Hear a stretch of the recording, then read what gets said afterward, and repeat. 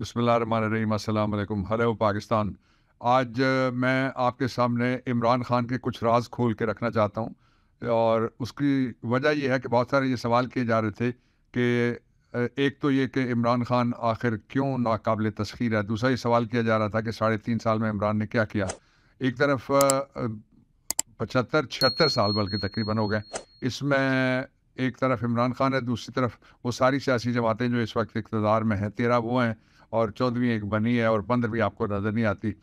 اس کے باوجود بھی عمران خان سب پہ بھاری کس وجہ سے ہوئے، وہ میں راز آپ کے ساتھ شیئر کرنا چاہتا ہوں۔ لیکن اس سے پہلے کراچی کی جو صورتحال ہے، وہاں سے طوفان تو ٹل گیا انشاءاللہ، اور جو پانی والا طوفان تھا، سونامی والا طوفان تھا، ورنہ عمران خان کے خلاف ایک اور پرچہ ہو جاتا کہ اپنے جلسوں میں عمران خان سونامی کا نام لیتے رہے، اس لیے عمران خان کے خلاف FIR درج کر دی جائے، تو وہ میرے خیال میں FIR ٹل جائے گی، پہلی FIR ہے جو ٹلے گی۔ دوسرا، کراچی میں جو کچھ ہوا، وہاں میئر کا الیکشن ہوا اور اس میں ایک مرتضیٰ وہاب صاحب کامیاب ہو گئے، لیکن اکثریت جو تھی 33 ووٹوں کی، وہ جماعت اسلامی اور PTI کے ساتھ تھی۔ تو یہ ایک کیس سٹڈی ہے، اور اس کیس سٹڈی کا سب سے بڑا سبق میں آپ کے سامنے رکھنا چاہتا ہوں۔ خبریں آپ دیکھ چکے ہیں۔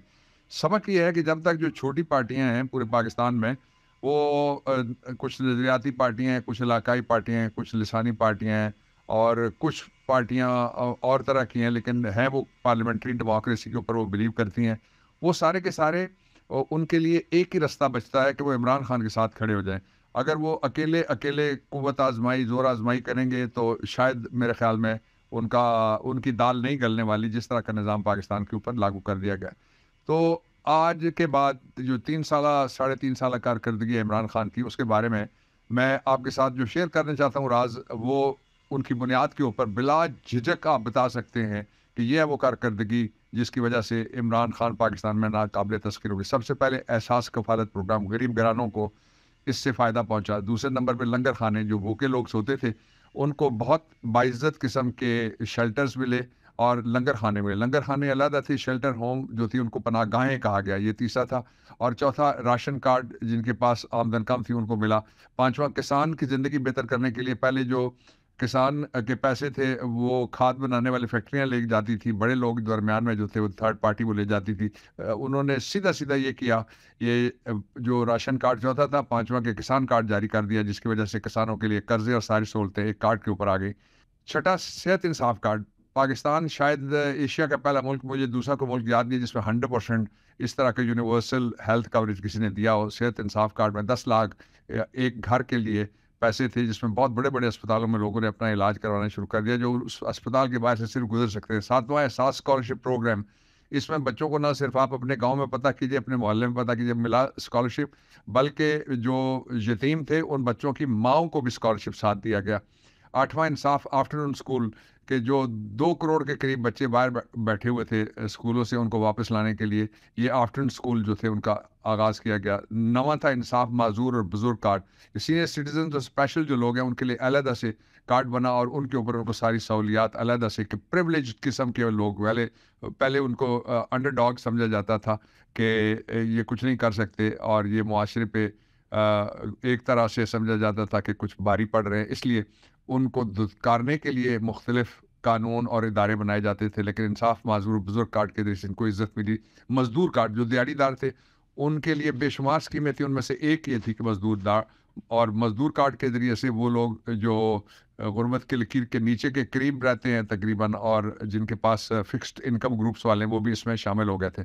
پھر روشن ڈیجیٹل پروگرام شروع ہوا، اور یہ 11واں تھا۔ پھر خدمت مراکز کا قیام کیا عمران خان نے، یہ 12واں تھا۔ نیب کو بااختیار بنایا، جن کے اوپر کبھی ہاتھ نہیں پڑا تھا ان لوگوں کو گرفتار کیا گیا، اور اربوں خربوں کی تفتیش کی گئی، اور ان کو کیفر کردار تک پہنچانے کے لیے عدالتوں میں بھیجا گیا۔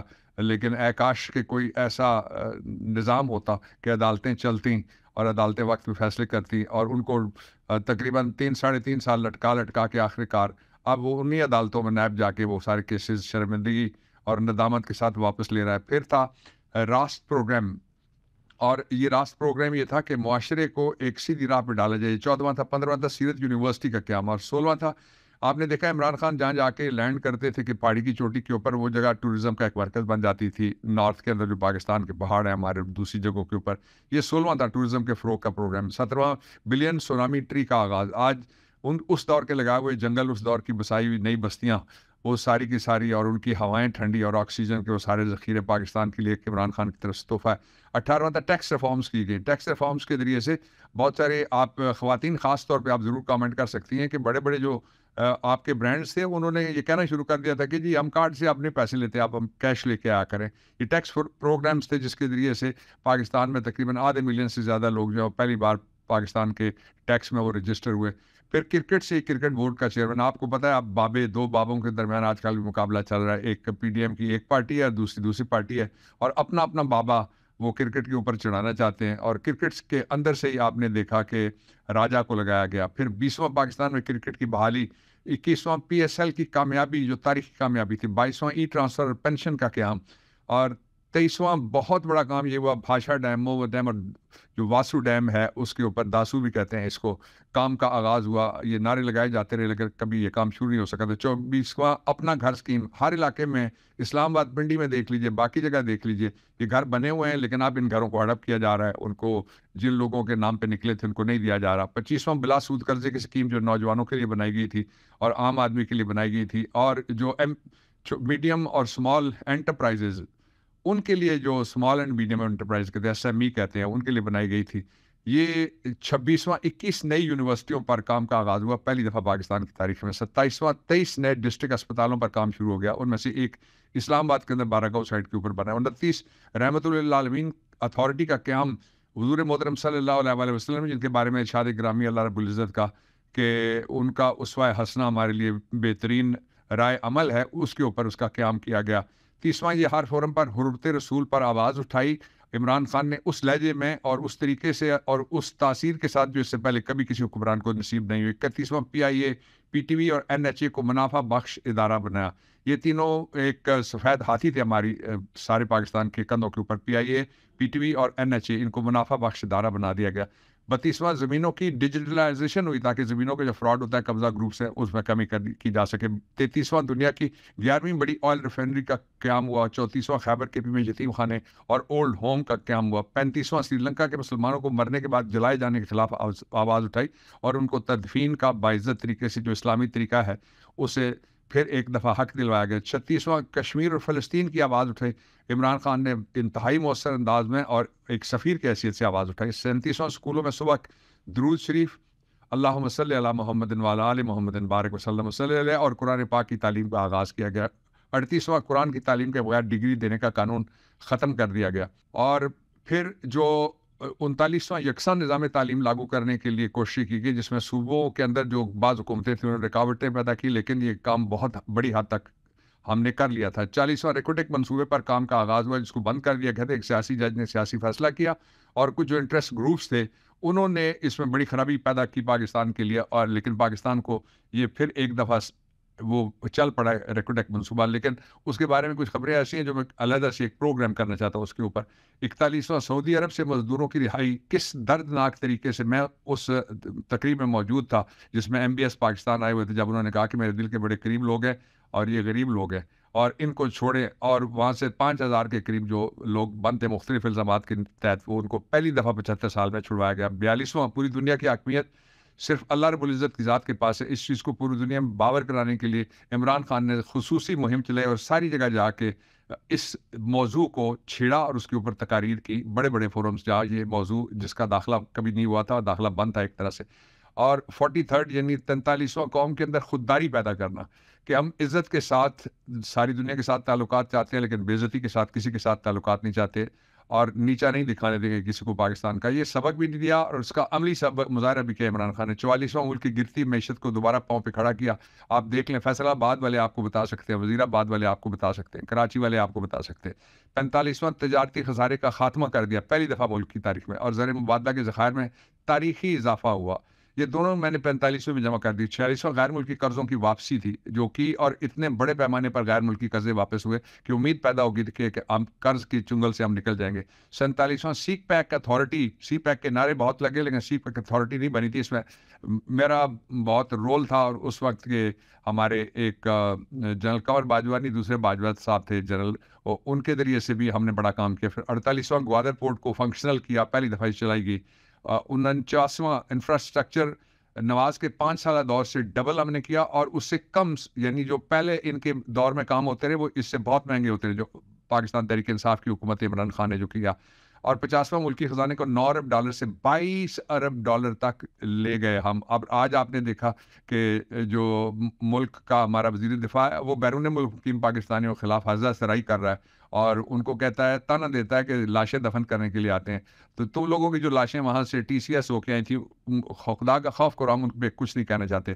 51 یعنی اسلامو فوبیا کی قرارداد یو این نے اسے منظور کرانا، یہ خواب تھا مسلمانوں کا، پوری دنیا کی مسلم امت کا، اور عمران نے کہا کہ دل کا درد سب سے شدید ہوتا ہے، اور ہمارے دل میں رسول محترم صلی اللہ علیہ وسلم جاگزین ہیں، اور یہاں پہ ان کا گھر ہے، اس لیے یہ درد اور سوا ہے باقی درد سے، اس درد مندی سے یہ مسئلہ اٹھایا۔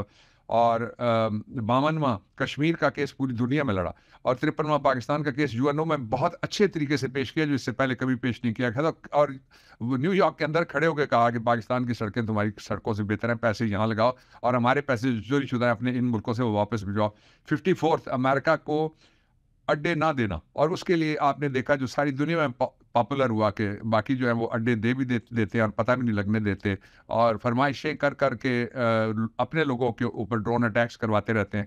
عمران خان نے یہ نعرہ آج ساری دنیا میں بولا جاتا ہے، وہ ہے ایبسلیوٹلی ناٹ۔ 55 بند صنعتوں کو دوبارہ چلا دیا، جتنی بھی ماس صنعتیں تھیں۔ 56 رشیا کے ساتھ ملکی مفاد تجارتی معاہدے کی کوششیں کی، وہاں پہ گئے، اور اس کے اوپر کل کا ولاگ آپ ضرور دیکھیے گا، اس میں ایک نئی چیز میں نے آپ کے سامنے رکھی تھی۔ 57 چوروں سے 397 ارب روپے کی ریکوری ہوئی تھی، یہی وہ نیب تھا جس نے کبھی ایک ٹیڈی پیسہ کسی سے ریکور نہیں کیا تھا۔ 58 کارکے کمپنی کے ساتھ مذاکرات کر کے جرمانہ معاف کر دے، بلینز بچائے پاکستان کے، اور پاکستان کے اثاثے جو بک جاتے ہیں وہ بچا لیے۔ 59 جو ایل این جی کے دوبارہ سستے معاہدے کیے، پھر 60واں احساس پروگرام کی شفافیت اور بلا تفریق، کسی جگہ نہ کوئی فوٹو لگی عمران خان کی تحریک انصاف کے اندر، لوگ چیختے رہے، جو ایم این اے وغیرہ چیخنے والے زیادہ سے مرضی کی بات ہے، وہ بھاگ گئے جو چیختے تھے کہ ہماری فوٹو لگاؤ۔ اور 61واں اپنے دور حکومت میں او آئی سی اجلاس 2 بار اسلام آباد میں بلایا، اور 57 اسلامی ممالک کی سربراہی پاکستان کو دلائی، اور یہ وہ 61 وہ تھے۔ ایک راز میں نے چھپایا ہوا ابھی، یہ میں پھر آپ سے کسی وقت بیان کروں گا کہ عمران خان کیوں ناقابل تسخیر ہے۔ عمران خان آپ کیا تھے، یہ قوم، یہ 61 آپ کے جو راز تھے آج میں کھول رہا ہوں، ان سے اندازہ لگا سکتی ہے، اور جو تمہارے خلاف ہیں وہ کیا ہیں، ان کا ایک ایک دن بول رہا ہے۔ میں پہلے بھی اور آج بھی، اور قوم پہلے بھی اور آج بھی، سب پہلے بھی اور آج بھی، عمران خان تم سے پہلے سے زیادہ محبت کرتے ہیں، تمہاری عزت کرتے ہیں، تمہاری آبرو رکھیں گے انشاءاللہ، اور زیادہ جذبے کے ساتھ پاکستان اور عمران خان کے نئے پاکستان کی دوبارہ واپسی کے لیے اپنی کوششوں کو جاری رکھیں گے، اور پاکستان کو قوموں کی برادری میں باعزت مقام دلانے کے لیے تمہارا جو ایجنڈا ہے اس سے کبھی پیچھے نہیں ہٹیں گے انشاءاللہ العزیز۔ اور یہ ایجنڈا آپ کا نہیں ہے عمران خان، یہ ایجنڈا قائد اعظم کا تھا، یہ ایجنڈا اقبال کا تھا، آپ اس کے نئے نقیب ہیں، آپ اس کے نئے قافلہ سالار ہیں۔ خوش رہیے، پاکستان پائندہ باد۔